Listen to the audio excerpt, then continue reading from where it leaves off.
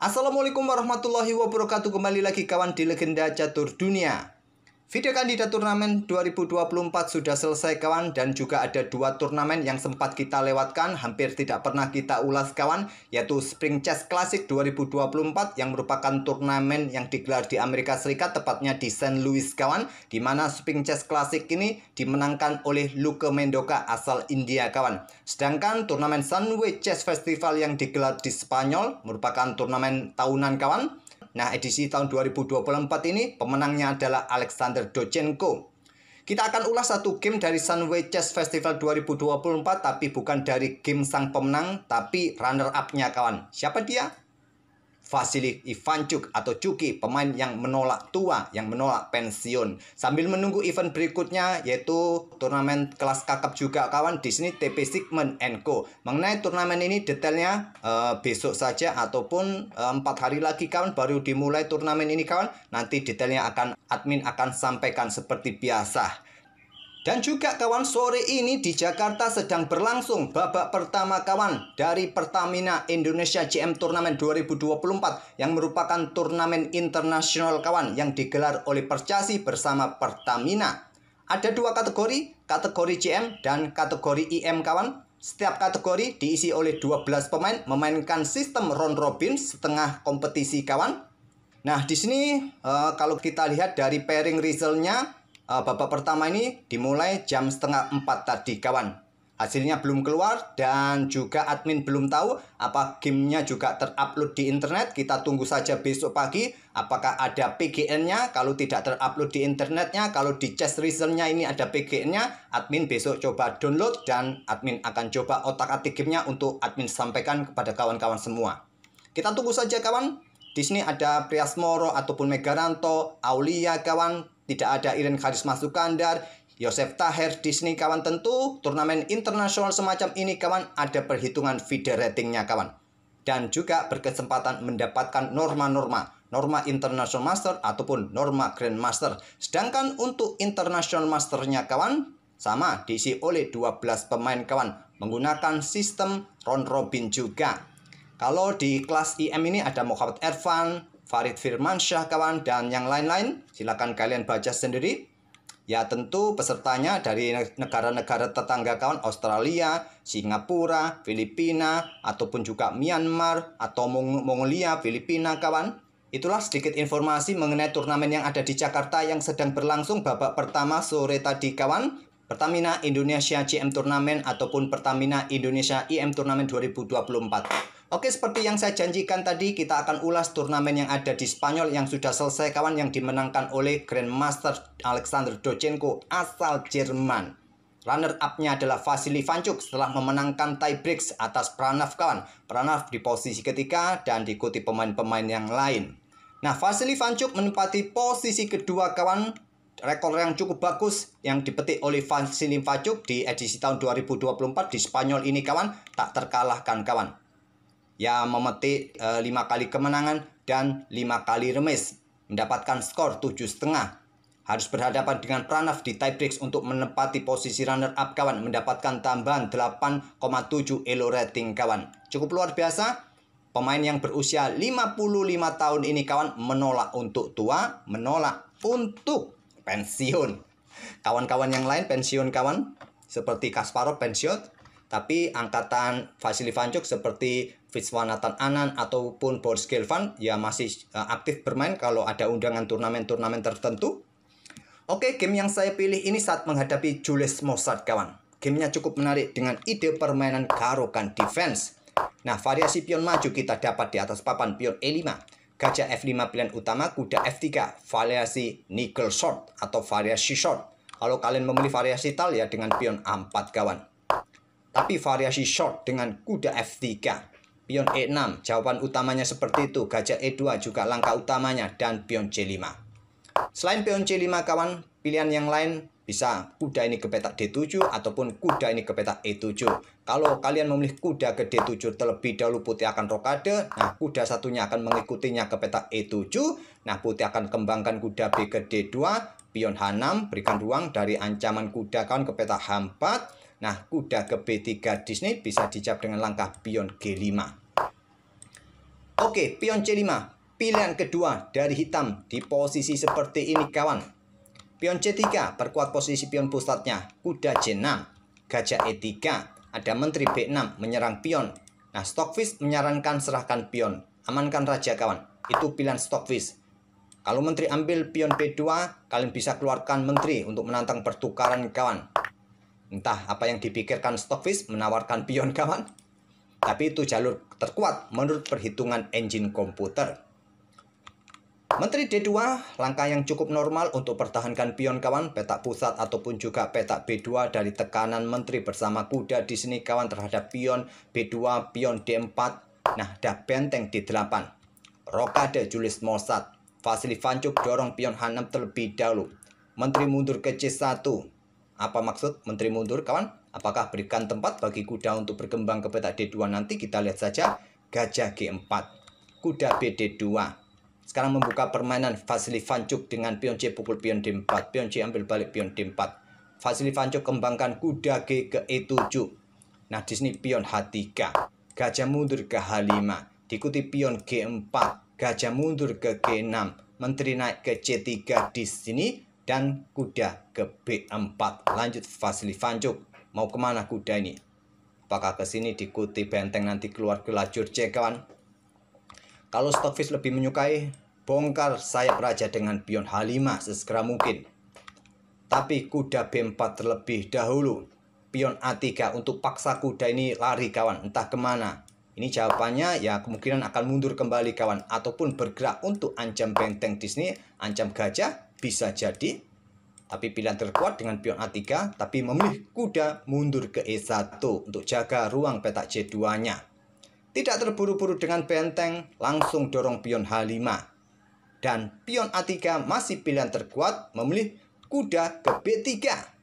Vasily Vanchuk menyerang sisi raja dengan pion H pukul pion G4. Lajur H terbuka kawan. Ada benteng C8 menyerang menteri dan memperkuat kontrol petak C2-nya kawan. Blokade dengan kuda C5. Menteri ke D2 yang terkuat, tapi blokade dengan kuda C5. Kuda E lompat ke C6 untuk menekan pion yang di sini. Nah, sekarang pion A3. Terlebih dahulu kawan, menteri mundur ke petak E8. Korban kuda kawan. Tapi jangan salah, kalau kuda ini diambil oleh pion, maka ancaman skakmat 4 langkah berikutnya tak terhentikan. Di sini skakmat kawan, di sini skakmat. Kalian tidak bisa backup di ruang gelap, skakmat di ruang terang. Kalian backup ruang terang, skakmat di ruang gelap. Tak terhentikan lagi. Pion G5, blokade jalur menteri kawan. Baru sekarang gajah sikat kuda agar tidak kontrol petak A6-nya untuk kuda lompat mundur kawan. Ambil balik menggunakan menteri. Kuda A6. Menteri bergeser ke B5. Coba ingin rebut pion mungkin. Nah, di sini hadang oleh menteri B6. Pertukaran menteri. Struktur pion hitam rusak kawan. Bertumpuk di lajur B. Kemudian ada benteng C1. Raja naik ke D7, tak perlu rokade kawan, koneksikan dua benteng dan bergerak ke lajur D ini tentu untuk backup ruang-ruang di area pertahanan lajur D-nya. Kuda G2, kuda A5 membuka tantangan pertukaran benteng, ditolak kuda F4 serang gajah, gajah bertahan ke F5, kuda ke H5 serang pion, dijawab dengan kuda C4, sama-sama menyerang pion masing-masing kawan. Nah, jawaban terkuatnya dengan pion B3 di sini. Tapi memilih dengan langkah kuda mundur ke G3 untuk coba rebut gajah kawan.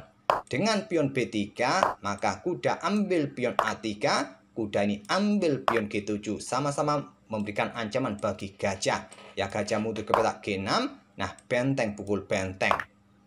Mungkin yang tidak disukai, nanti kuda ini lari kemana kawan. Ya, tetap mendapatkan dukungan kawan. Kalau di sini diambil oleh raja agar benteng backup petak H6 ini kawan, berikutnya benteng naik untuk ancam kuda, kalian bisa dorong pion F4. Kalau ada benteng ancam kuda di sini, maka masih bisa lari kawan. Nanti lompat-lompat ke sini juga percuma, tidak bisa dikejar kuda. Memilih kudanya mundur ke petak G3. Gajah bertahan mundur ke G6. Benteng C3 terlebih dahulu melepaskan pion ternyata kawan.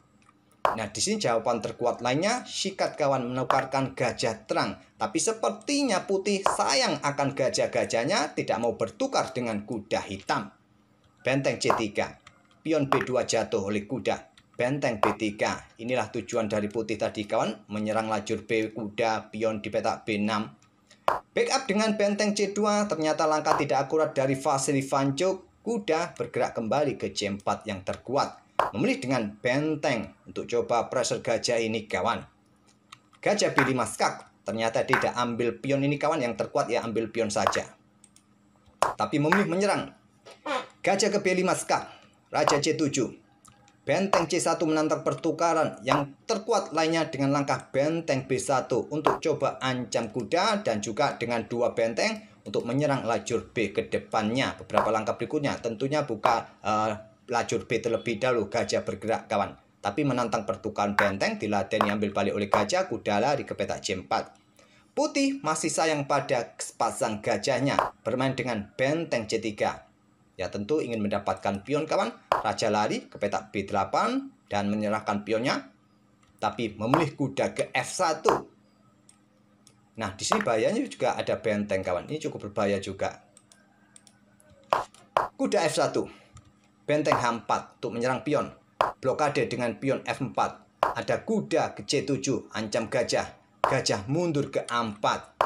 Pion A4 kawan yang terkuat, atau paling tidak sikat kuda yang cukup mengganggu kalau terpaksa, tapi yang terkuat dengan pion A4 saja. Tapi memilih mundur ke A4. Pion B5 memaksa gajah mundur ke D1. Pion B4 korban pion sementara untuk memberikan ruang bagi kuda kawan, mengancam benteng, mengancam pion di sini. Kalian tidak bisa backup kawan karena ada gajah terang. Benteng bergeser, kuda ambil pion D4. Coba lihat kawan, dua kuda ini memasuki area pertahanan putih. Dan jelas di sini kita lihat hitam sangat unggul kawan. Dari tadi kuda ini harus disikat dengan gajah, karena begitu sayangnya dengan gajah, dan gajah pun tidak mempunyai area serang kawan. Rantai pion yang disusun oleh Vasily Vanchuk sangat kokoh, tidak mungkin lagi bongkar dengan pion F5 kawan. Gajah-gajah pun tidak mempunyai target lagi di sini. Ada kuda H2, gajah E4 untuk kontrol ruang-ruang terang kawan, terutama peta F3, kuda F1, pion G6, raja F2 mulai naik, pion B5 perkuat posisi kudanya kawan, sangat solid di sini, tidak memberikan kesempatan juga gajah bergerak ke ruang terang kawan. Sekarang posisi area pertahanan putih benar-benar terkurung. Gajah E2. Kalau disikat kuda, ya salah satu pion nanti akan bebas. Raja naik ke B7. Gajah D3 menantang pertukaran gajah terang. Diterima saja kawan. Ambil balik oleh benteng, ancam kuda. Kuda mundur ke C6, ancam pion. Ada raja bergerak dekati benteng. Mundur terlebih dahulu. Baru gajah E3. Melepaskan pion yang di sini kawan. Tidak diambil. Dorong pion D4. Langkah bagus kawan untuk ancam gajah. Kalau diterima kawan, pengorbanan sementara, ada benteng. Bahaya. Kalau kalian caplok menggunakan benteng, kalah kualitas. Bahaya juga. Kenapa tidak langsung diambil saja pion ini kawan? Ya masalahnya ada benteng B3. Tentu saja pion ini juga jatuh di langkah berikutnya. Ditutup saja. Pertahankan pion. Dorong pion, ancam gajah. Setelah gajah mundur, raja naik ke petak A6 untuk jaga pionnya. Baru sikat pion ini. Backup dengan gajah E1, benteng A8, kuda ke H2, persiapan manuver kawan bersama kuda nanti caplok pion yang di sini mungkin ada kuda E3 terlebih dahulu. Jelas kawan tujuannya ke petak C2 bersama kuda yang lain coba rebut pion agar pion ini bebas. Karena posisi pion di sini juga sulit kawan untuk lolos, dihadang oleh benteng. Begitu juga tiga pionnya stuck di sisi raja. Kuda F3. Kuda C2, di sini ada gajah D2, lepaskan pion di sini kawan. Kalaupun pertukaran nanti ya pion ini juga jatuh, hanya ada satu pion nanti yang bisa lolos. Terlebih dahulu raja bergerak ke B6, berikan jalan bagi benteng untuk bermain kawan, menusuk ke baris kedua.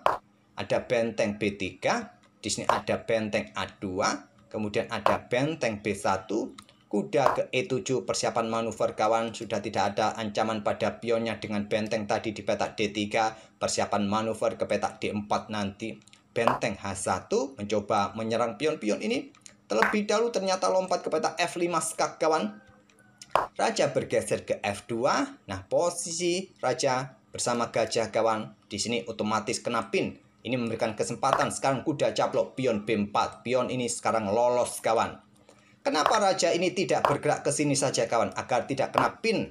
Agar kuda ini tidak caplok pion. Masalahnya di sini kawan. Tetap kuda ini bisa dikorbankan. Ambil pion B4. Ambil oleh gajah. Maka ada skak di sini kawan. Bahaya juga. Raja bergerak ke sini. Nah gantinya kuda di sini. Repot juga. Oleh karena itu, raja memilih mundur ke peta F2. Kuda caplok pion B4. Di sini benteng menyerang pion, naik ke peta H7. Ada kuda D3 skak terlebih dahulu. Raja mendekati kuda. Kuda caplok pion F4. Dipreteli pion-pion putih kawan dengan kuda-kuda Ivancuk. Nah, raja bergerak mundur ke D1. Diikuti kuda satunya. Lakukan skak. Menawarkan pertukaran kuda kawan. Ditolak, raja bergeser ke E1. Ya, hancurkan saja kawan untuk memperpanjang permainan. Nanti mungkin kuda ke sini kawan. Ancamannya juga bisa skakmat, bisa berabe. Kalau kalian ingin mempertahankan permainan, ya benteng ini bergerak. Kuda ke sini, ancaman skakmat satu langkah. Nah, kalian tantang pertukaran benteng kawan. Atau kuda ke F2 skak terlebih dahulu mungkin. Memilih raja bergeser ke E1. Ancaman skakmat 10 langkah tak terhentikan lagi. Benteng A1 skak. Raja F2. Benteng F1 skak. Raja G3. Kuda ke E2 skak. Akhirnya Julius Mozart menyerah di langkah ke-64. Ancamannya skakmat kawan. Hitung-hitungan engine paling lama itu 7 langkah. Apakah perlu admin lanjutkan? Ya tidak ada banyak ruang bagi raja bergerak kawan. Ke sini pokoknya ke lajur H semua, ya otomatis benteng ini bisa jatuh kawan. Kalaupun tidak ingin benteng jatuh ke sini, maka ada benteng F2 skak. Raja naik ke peta H3, kalau ke peta H1 kawan di sini. Tadi bergerak ke peta H1 di sini, ya ancaman skakmat lebih cepat kawan. Ke G1 bisa diikuti benteng G2 skakmat. Kalau bergerak tadi ke peta H3 bisa diikuti kuda jatuh skak dan seterusnya. Sampai di sini tak perlu kita lanjutkan lagi. Masih lama kawan. 5 langkah berikutnya skakmat. Raja ke H2 diikuti benteng F2. Raja ke peta H3. Kuda G1 ikut melakukan skak. Raja bergerak ke G3. Benteng G2 skak. Raja bergerak ke peta H4 ataupun ke peta F4 sama saja kawan. Nanti benteng ke sini juga bisa skakmat kawan. Kalau ke sini ya bisa diikuti kuda ke peta F5 saja. Sudah skakmat. Oke, itulah kawan permainan cantik kuda-kuda hitam dari Vasily Ivancuk. Memberikan ancaman serius, ancaman skakmat kawan, membuat putih menyerah di langkah ke-64. Gara-gara sayang sama gajahnya tidak mau bertukar gajah, akhirnya Vasily Ivancuk menutup permainan di sisi raja. Bergerak rajanya tanpa rokade ke sisi menteri. Membebaskan pion di sisi menteri yang membuat kelabakan putih tadi kawan dengan pergerakan kuda-kuda dari Vasily Ivancuk. Semoga permainan ide dari Vasily Ivancuk tadi bisa memberikan bahan referensi kalian dalam permainan Caro-Kann defense variasi pion maju kawan dengan pion C5-nya tadi tanpa rokade, bisa kalian tiru. Dan kita akan bertemu di video-video berikutnya. Kita tunggu saja hasil di babak pertama dari Pertamina Indonesia GM Turnamen 2024. Apakah besok diupload di internet? Bisa kita ulas. Kalau tidak terupload di internet, ya apa boleh buat kawan. Admin tidak punya channel dalam untuk minta PGN, minta notasi, tidak bisa. Oke, terima kasih. Kita akan bertemu di video-video selanjutnya. Wassalamualaikum warahmatullahi wabarakatuh.